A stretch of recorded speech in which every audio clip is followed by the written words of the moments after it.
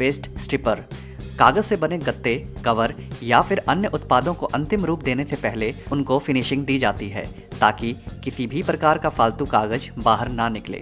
तो ऐसे में उसी फिनिशिंग को देने के लिए कुछ इस प्रकार की मशीन का इस्तेमाल किया जाता है। बेहद तेज गति से काम करती हुई यह मशीन पलक झपकते ही कागज के बड़े से बड़े बंडल से फालतू निकले कागज को अलग कर दी जाती है। Speedy T. किसने सोचा था कि भविष्य में कुछ इस प्रकार की मशीन का भी आविष्कार हो सकता है। पहली नज़र में बेहद अटपटी सी दिखने वाली यह मशीन दरअसल कपड़ों को फोल्ड करने का काम करती है। प्रयोग में लाने के लिए जैसे ही कारीगर एक टी शर्ट को इस मशीन के ऊपर फैला कर रखता है तो इस मशीन में लगी अनेकों छोटी एवं बड़ी भुजाएं उसे पलटते हुए महज कुछ ही सेकंड्स में फोल्ड कर देती हैं। इस प्रकार की मशीन का इस्तेमाल दरअसल कपड़ा उद्योग से जुड़े कारखानों में कपड़े तैयार हो जाने के बाद उन्हें पैक करने के लिए कुछ इस प्रकार की मशीन के द्वारा फोल्ड करने का काम काफ़ी तीव्र गति से किया जाता है।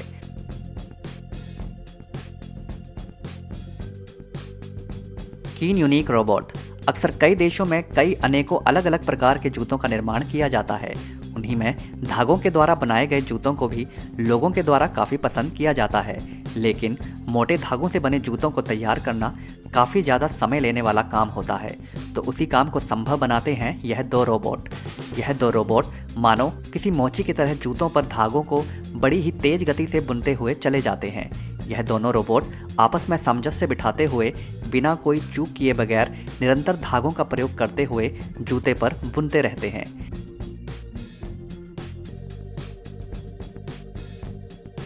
Nissin CNC 3D। अक्सर कई प्रकार के निर्माण कार्यों में लोहे के पाइप को मोड़ने की आवश्यकता पड़ती है और उसी काम को बड़ी ही फिनिशिंग और सटीकता से करने का काम करती है यह मशीन। जैसा कि आप यहाँ देख भी सकते हैं कि यह मशीन किस प्रकार इस पतले धातु के पाइप को मशीन के अगले सिरे से अनेकों तरह से मोड़ते हुए बाहर निकाल रही है। यहाँ यह मशीन पाइप को इस तरह मोड़ते हुए इस बात को दर्शा रही है कि अगर पाइप को अनेकों जटिल आकारों और कोणों में मोड़ना हो तो यह मशीन उस काम को करने में काफ़ी माहिर है। अक्सर इस प्रकार के जटिल घुमावदार मुड़े हुए पाइप का इस्तेमाल अनेकों प्रकार के निर्माण कार्यों में किया जाता है। यह मशीन केवल गोल पाइप ही मोड़ने का काम नहीं करती, बल्कि इसके द्वारा आप चकोर पाइप को भी अनेकों कोणों और घुमावदार मोड़ों वाला रूप देने का काम इस मशीन से करवा सकते हैं। आप कल्पना कर सकते हैं कि पाइप को अगर पारंपरिक तरीके से इसी प्रकार के जटिल कोणों और आकारों में मोड़ना हो तो वह कितना अधिक समय ले सकता है, मगर यह कमाल की मशीन उसी काम को महज कुछ ही सेकंड में करने में संभव है। अल्प-लास्ट PVC एक्सट्रूजन। पहली नज़र में यह समझ पाना काफ़ी मुश्किल होता है कि आखिर यह मशीन किस चीज़ का निर्माण कर रही है। दरअसल यहाँ इस शक्तिशाली CNC मशीन के द्वारा PVC पदार्थ के नरम रूप से उसे कई प्रकार की मशीनी प्रणालियों का इस्तेमाल करते हुए एक निश्चित आकार में ठोस रूप देने का काम किया जा रहा है। PVC का इस्तेमाल अक्सर कई प्रकार के निर्माण कार्यों में किया जाता है।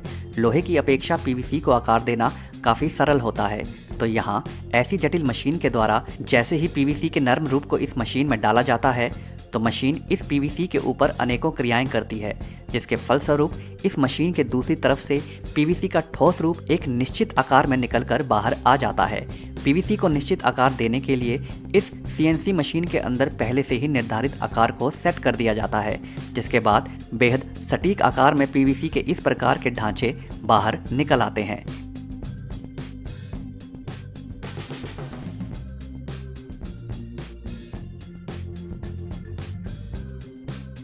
निर्माण कार्य में इस प्रकार के ढांचे का इस्तेमाल दरअसल खिड़कियों में लगने वाली चौखट में किया जाता है।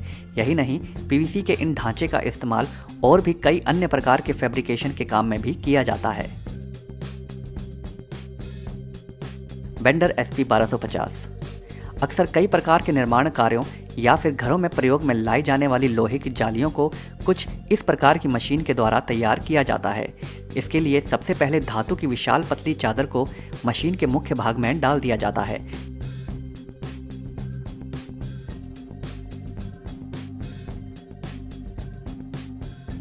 जिसके बाद यह मशीन काफ़ी तीव्र गति से काम करते हुए इस विशाल धातु की चादर को जाली के रूप में बदल देती है।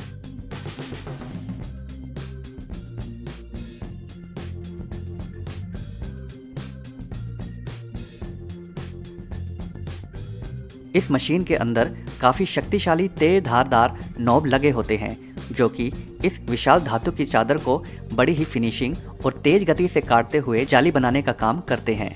इस मशीन की एक और सबसे बड़ी खासियत यह है कि यह धातु से जाली बनाने के दौरान बिल्कुल भी धातु को वेस्ट नहीं करती, जिसके कारण इस धातु का 100% इस्तेमाल कर लिया जाता है।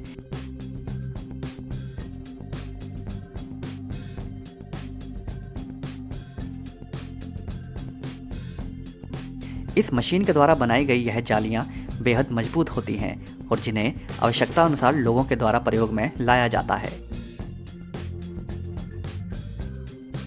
कार्टन स्ट्रिपर YS 480 बिजली से चलने वाली यह मशीन दरअसल पहली मशीन की तरह ही कागज के गत्तों, कवर और अन्य उत्पादों को फिनिशिंग प्रदान करने का काम करती है। जैसा कि आप यहाँ देख भी सकते हैं कि यह मशीन किस प्रकार बेहद तेज रफ्तार से चलते हुए बड़े से बड़े कागज के बंडलों को बड़ी ही तीव्र गति से काटती चली जाती है और फालतू निकले कागजों को अलग कर देती है। यह मशीन काम करने में तो माहिर है ही साथ इसे काम करते हुए देखना भी काफ़ी मनोरंजन भरा लगता है। जिस प्रकार यह मशीन कागज को काटती है वह देखकर इस मशीन की कार्यशैली की कार्यक्षमता का भी पता चलता है।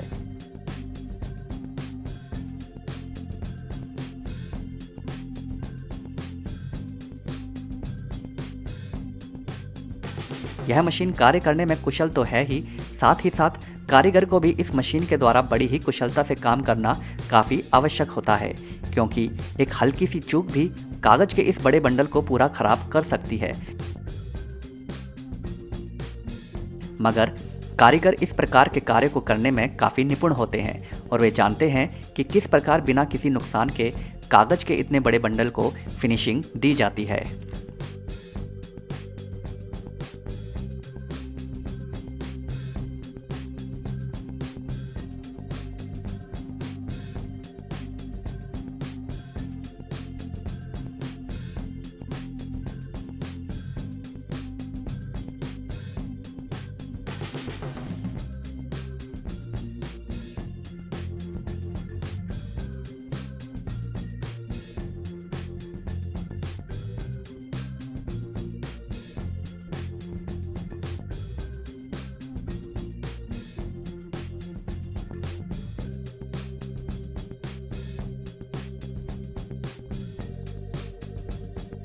हेनेक यहाँ इस फैक्ट्री में दरअसल इस विशेष प्रकार के रसायन के माध्यम से सोफ़ा, बेड, चेयर्स इत्यादि में इस्तेमाल होने वाले फोम का निर्माण किया जा रहा है। जैसा कि आप यहाँ देख भी सकते हैं कि सबसे पहले इस पीले द्रव को इस मशीन के शुरुआती भाग में निरंतर उड़ेला जाता है, जिसके साथ ही इस द्रव के ऊपर कागज की एक परत भी निरंतर बिछाई जाती रहती है।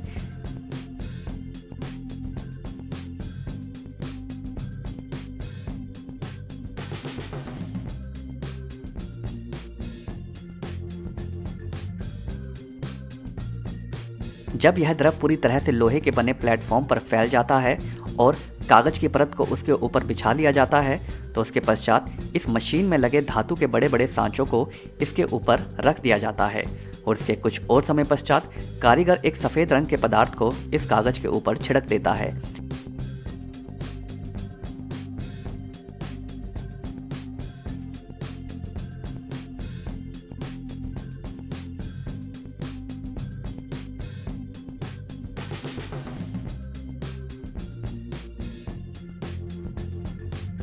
कुछ समय इस द्रव को यूं ही बिछाए रखने के बाद यह द्रव रासायनिक क्रियाएं करता हुआ फूलने लगता है और अंत में बेहद मोटाई वाले फोम का रूप ले लेता है। इस पूरी क्रिया के दौरान कर्मचारियों को मास्क पहनना काफ़ी आवश्यक होता है, क्योंकि इस रासायनिक क्रिया के दौरान अनेकों विषैली गैसें निकलती हैं। जैसे ही फोम का निर्माण कर लिया जाता है तो इस मशीन के अंत में लगे एक धारदार ब्लेड से इस विशाल फोम को काट लिया जाता है।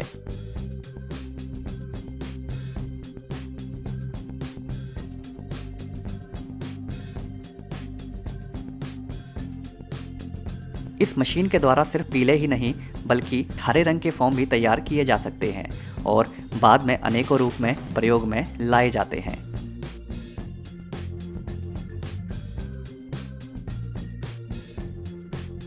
तो दोस्तों आज की वीडियो में बस इतना ही। अगर यह वीडियो आपको पसंद आई हो तो वीडियो को लाइक ज़रूर कर दें और अगर चैनल को अभी तक सब्सक्राइब नहीं किया है तो सब्सक्राइब भी जरूर